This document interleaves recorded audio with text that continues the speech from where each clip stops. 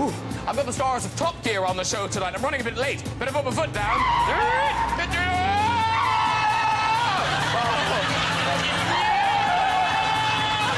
Oh, dear. Sometimes I think I need a drink. Oh, actually, I probably shouldn't drink and drive. Here, you take it there, Nicola. Oh, yeah! Let's start the show! Oh, come in. Sit down.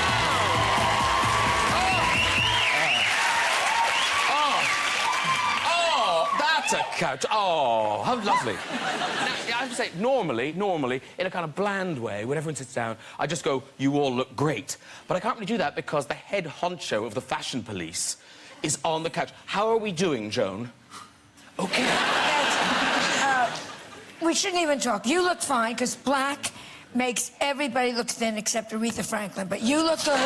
But, you two, you know, you either have it or you don't. Do you know what I'm saying? Look, fashion is like herpes. You either have it or you don't. Joan, can you see my nipples? I don't want to. Good. He's undressed. But I think I'm fine. James May, though, down the end there. Oh, but you spend a lot of money on clothes, don't you? Yeah, occasionally. but I have this fantastic ability to make either expensive clothes or very cheap, very tatty clothes look equally crap. And it's a gift. You actually do look particularly shit tonight. I mean, Yeah, even by his own low standards. I don't think you look so bad. Thank you very much. Yeah, but you're in Brokeback Mountain, so... In case this gets awkward later, I think I should bring this up now. Yes. That, John Bishop, you do have a connection to Tom Cruise. Yes, you do? yes. Yeah, we do have a connection because we were both... I was on Top Gear shortly after Tom was on Top Gear. This is the star in a reasonably priced car. The star in the reasonably priced car. And you did very well, Tom. I did all right. Yeah, you're top of the leaderboard. How did you do, John? Yeah. Well, Here's the leaderboard. John Bishop, yeah, beat you. 2 seconds. what happened? Well done. Yeah, I changed... Well done. And through gritted teeth. Yeah, you can see that. Well done. I left a bubble for this. For this to get abused? Because what happened, there was me, there was Tom Cruise, there was Cameron Diaz, and then Rupert Grint was fourth, wasn't he? Rupert Grint! Yes, Yes! So a wizard. I even beat a wizard. You beat a wizard. Not only that, you didn't just beat us, you crushed us. That's 142.8. That's a good full second and a half almost. I know, and the That's thing is, great. like, you can drive cars and you're interested. I've got zero interest in cars. I literally... You know what? You chose the wrong profession. Sorry. And tell me about it. I came away from that thing and I should be an F1 because all it was to me, though, was somebody give me a car and said, it doesn't matter if you crash it. I thought, this is great. This is like being 17 again on my dad's insurance. Matt LeBlanc, presumably hosting Top Gear is like your dream job. Yeah, it's kind of like this. It's a lot bigger than I thought it was. You know, when I first did the show, it was fun, and then now being a part of it, I mean, it is just a international juggernaut of a show. It's But massive. it's showed in, 170 territories or countries or something? I don't know. Yeah, It's so it everywhere. premieres this Sunday, and by Wednesday, it'll be in 83 countries on 6 continents already. By Wednesday. Wow. It's just huge. And like, how did this happen? Did you call them? Did they call you? Did you bump into someone in a lift? How does it happen? Well, I did it the first time to promote episodes and did the around the track in the car, and that went pretty good. Well, you were the fastest ever, aren't you? Are you still the fastest ever? Wow. Yeah. No. And then they did this thing called Top Gear: The Races, which was kind of like a greatest hits of Top Gear, and I kind of introduced the clips, shot these little video wraparounds, and that went good. And then Chris was already on board at that point, and they approached me and asked if I would like to be a part of it, and I wasn't doing anything else. I said, yeah. And it's been a lot of fun. Chris and I get along good. It's really fun. Yeah, and you are a proper petrol head. I mean, you do love cars and engines and all that stuff. Yeah, you know, it's funny, like, I'm one of those people, I subscribe to, like, about 15 different car magazines. You go to my house on the coffee table, just stacked up with... Forever, I've been doing that. And someone just said to me the other day, finally, it's paying off. All those... Who knew? Yeah, you were preparing for this job your whole life. And the first episode, part of it is a kind of Britain versus America challenge. Yes, that's right, yeah. So what's the challenge? Okay, so do you know the Reliant Robin? Remember that car? Oh, yeah. There they are. Yeah, well, these are Reliant Rialtos, the upgraded one, which I don't know what they changed. It's still not a very nice car. I've never heard of a Rialto. Anyone? The Reliant Robin you've heard of. Yeah, Robin, It was made famous by Only Fools and Horses, Yeah. really, wasn't it? It was a Yeah, big he did a thing. little van, didn't he? Yeah. No, we had one of those, didn't he? But it was a van back A van on it. version. What do they have? Oh, they've got an open roof. Well, they've cut the roofs Oh, it's off of nice, this a because it was convertible. going to be raining, so they figured it better to have no roof. Yes. It's Britain. So we have to drive from London to Blackpool in those. Nice. And mine broke down about 10 times. The worst one. And I think Chris had it fixed because it's USA versus the UK, and we're in English cars. His is painted like the Union Jack, mine stars and stripes, and mine breaks down repeatedly. His ran like a clock. Go figure. And had Matt LeBlanc ever been to Blackpool before? No, he hadn't. Will Matt LeBlanc be returning? He might. No, it was, you know, we actually had a really good time. And then you went back to my neck of the woods. You were in Southern Ireland, West Cork, and Kerry. The Ring of Kerry, Yeah. and, Dingle, and Killarney, and all that. We did a thing with Rolls-Royce over there. Well, that was really fun. Wow. And now, was this woman, was she just taking a picture and you literally drove by? She was with her girlfriend, and they were on their way to her hen do, you call it? Like Oh, yeah, hen do, yeah. bachelorette party, Yeah. we call it in the States. And we were driving up the road. It was me in the new Rolls-Royce Dawn, the convertible, and Chris Evans was in his Rolls-Royce Corniche from '76. And there was a comparison, old and new. And we're kind of at a red light, and I think it was in Dingle. They're walking there, and they come over, hey, and they just took a selfie. And I think she put it on Twitter or something, social media, whatever it was. You look genuinely happy. She had a very short skirt. If I must be honest. Yeah. I know, you look suspiciously happy. More of a belt than a skirt. It was her hen do. But Jeremy, OK, I understand how sometimes controversy can stumble into your life. But you do seem to go looking for it. I don't. Oh, come on. You're tweeting the car registrations of people who annoy you on the road. That's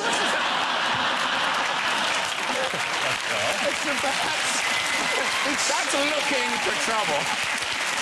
I just think that's funny, because they think they've got away with it, and you just go, you haven't. Mind you, I've only got 86 followers, so that doesn't really help. But it's nice from my point of view. I just think, well, that's good, because it's paid them back. Yeah. And, James, you seem so nice. I am. Do you hate anything?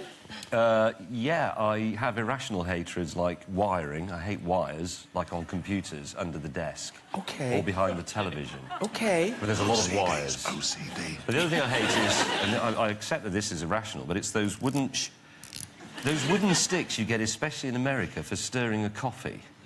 Because all the misery of humanity is in that piece of wood. Because the coffee has become such an elaborate construct. You have a double chock-a-mock-a-tock-a-lot with an extra shot and a dash of chocolate in a cardboard thing and a warning about the heat and the top with a hole that you push in it, and then they say, would you like this piece of splintery wood? It's not even a spoon. And it doesn't stir it up because it's really thin and it goes round and round and nothing happens. And everybody goes, hell yeah, and then puts it in that bin.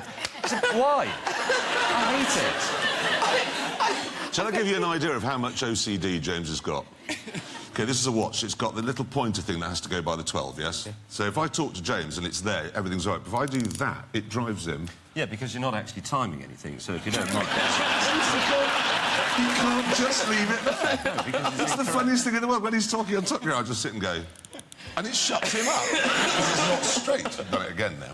Well, I'll pull my sleeve down. You'll never know. But Jake, you seem but Jake seems so balanced, so, you know, you seem... Does anything kind of grind your gears? Nothing. I'm always so calm, and I have it so together at all times. Are you really? Yes. I believe you. I hate nothing. Everything's so beautiful. Oh. What a wonderful world. Look at Joan's face.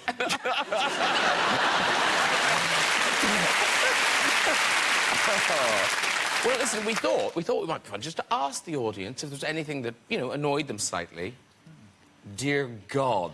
It was a tsunami of hatred. So let's go and meet some of the people in the audience. If you agree or disagree, do feel free to chip in. Where's, is it Nathan? Where's Nathan? Nathan, oh, right up there. OK. Dear God. All right, stand up, Nathan, too. Where are you? Excuse I, sorry. So what annoys you, Nathan? People with really wet, limp handshakes. Yes. Oh, yes. Yeah, look, see, Jake hates that.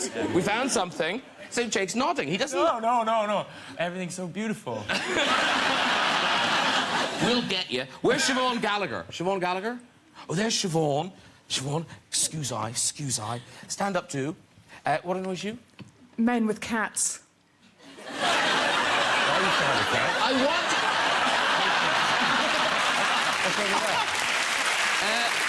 where's Julie Phillips? Julie Phillips? Oh, there's Julie. Stand up, too. Now, what annoys you?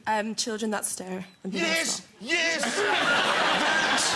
The devil children that stare at. Just children on a plane. They do this. Have you ever had the one that comes over the back of the... and you're on an aeroplane and you just...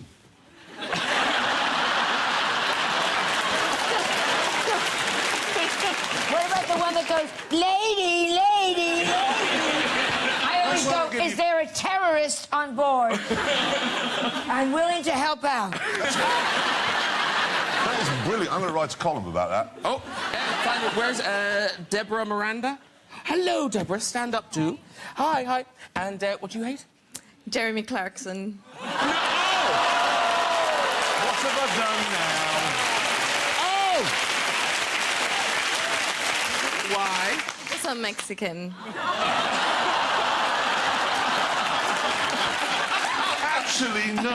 Actually, no. I'm going to put my foot... Do you know I didn't say anything unpleasant about Mexicans? Did you not? No, I was sitting near a man who said something unpleasant, but that was enough for me to spark fury. It wasn't even him. Nope. The irritating little brummy midges, on the other hand, got clean away with it. No, I would apologise on his behalf. We actually went to the Mexican embassy to apologise on his behalf. And we got absolutely paralytic on tequila. But we said sorry to the Mexicans. Bridges have been built. Yes. All right, well done. Thank you very much, Deborah. Well done, all the haters. Very good. But Top Gear, you properly wanted that job. That was the one job, because for me, being a cricketer, that was it. That's all I ever wanted to do, and I stumbled into telly. And I've had some good jobs, done some bad ones as well. And when Top Gear came up the first time round after Ammon, Clarkson and May, I said to my agent, like, I'd love a crack at that. And he was saying, not yet. And then a few years later, I'd just come off filming A League of Their Own, and he said, you'll never guess, you got a screen test for Top Gear.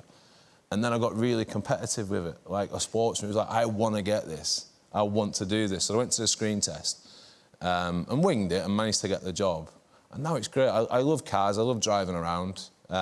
Paddy's great and Chris Harris. It's fun. But some of the things you do are... I mean, you know, because I get it, you like cars. Yeah. But bungee jumping in a car...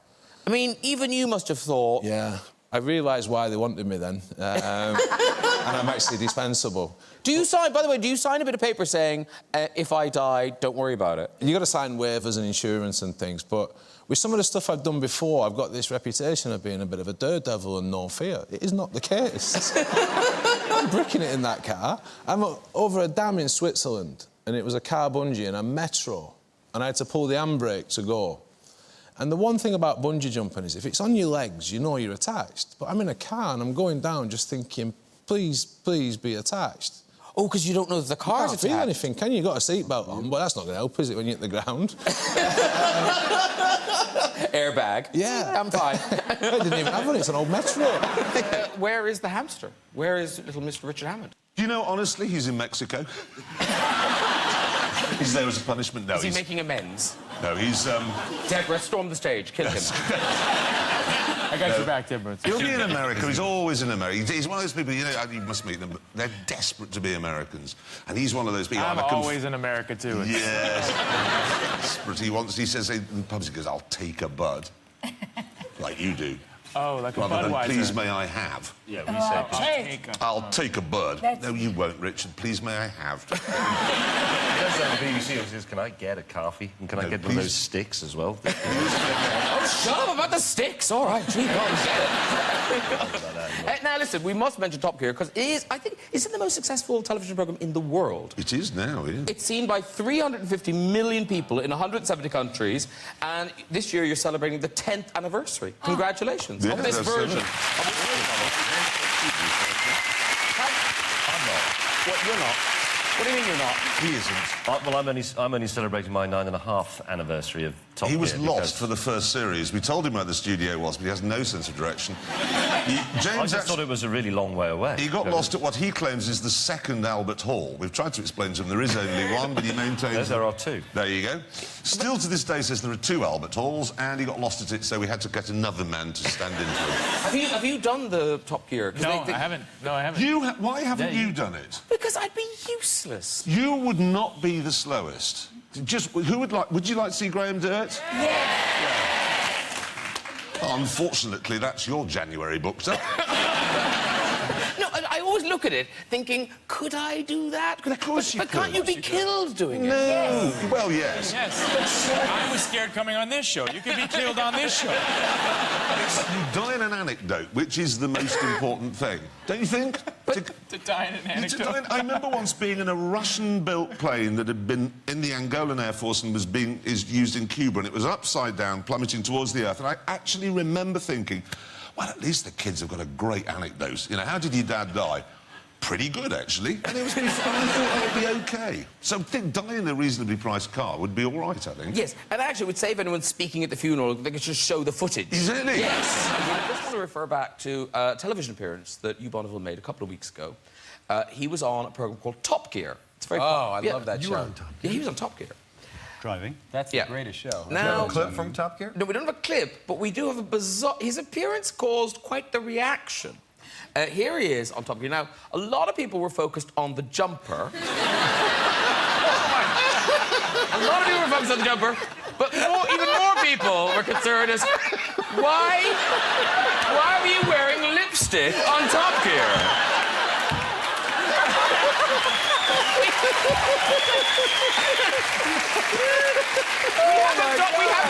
We haven't doctored that picture. I haven't got the glasses on, I can't see it. Trust me, you're wearing lipstick. You're wearing lipstick. There you go. I am not wearing lipstick. I've never worn lipstick in my life. It does look like you're wearing lipstick. That was a very cold day. Well, I'm intrigued. I'm here to say that I was not wearing lipstick. Hang on. It was fucking cold because on Top Gear they say bring 2 sets of clothes. You're going to be boiling hot in the car and you're going to be freezing cold in the studio. And I thought, boiling hot in the car, it's a cold day in wherever we are, February.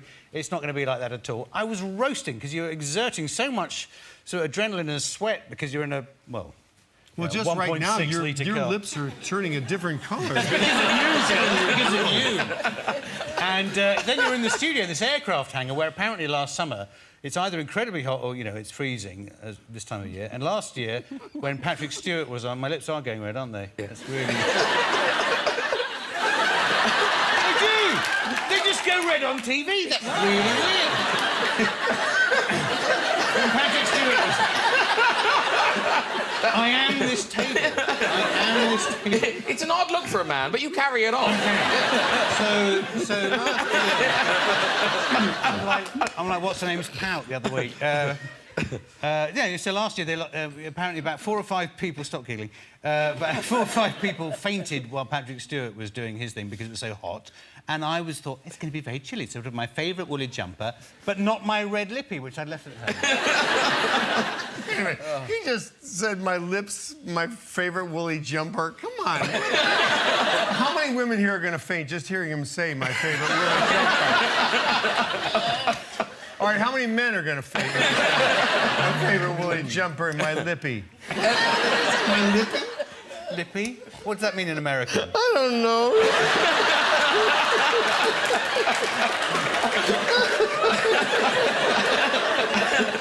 Now, if you want to hear more traffic-based ranting of that quality, you could do worse than buy the DVD, The Worst Car in the History of the World, Oh, no, just in the world. I didn't say ever. I thought maybe it said ever.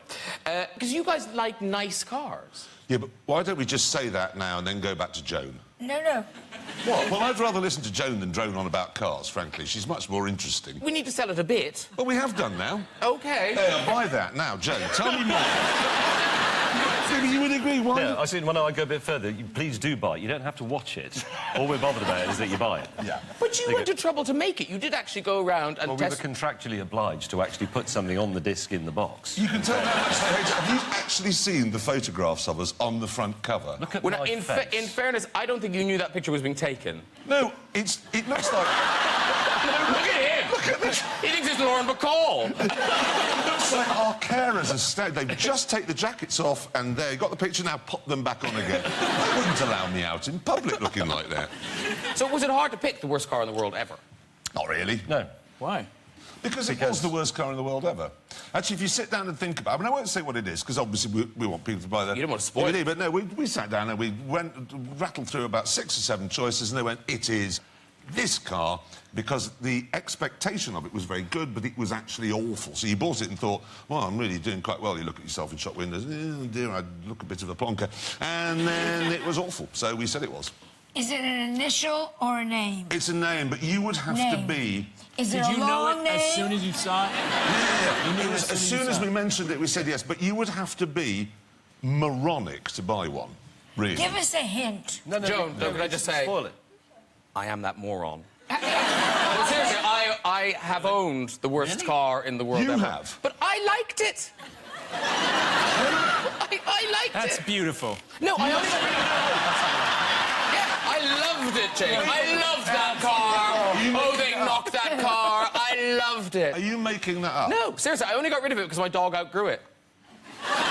You had that car that we think is the worst. Genuinely, it's my favourite car ever. When I said I meant magnificent.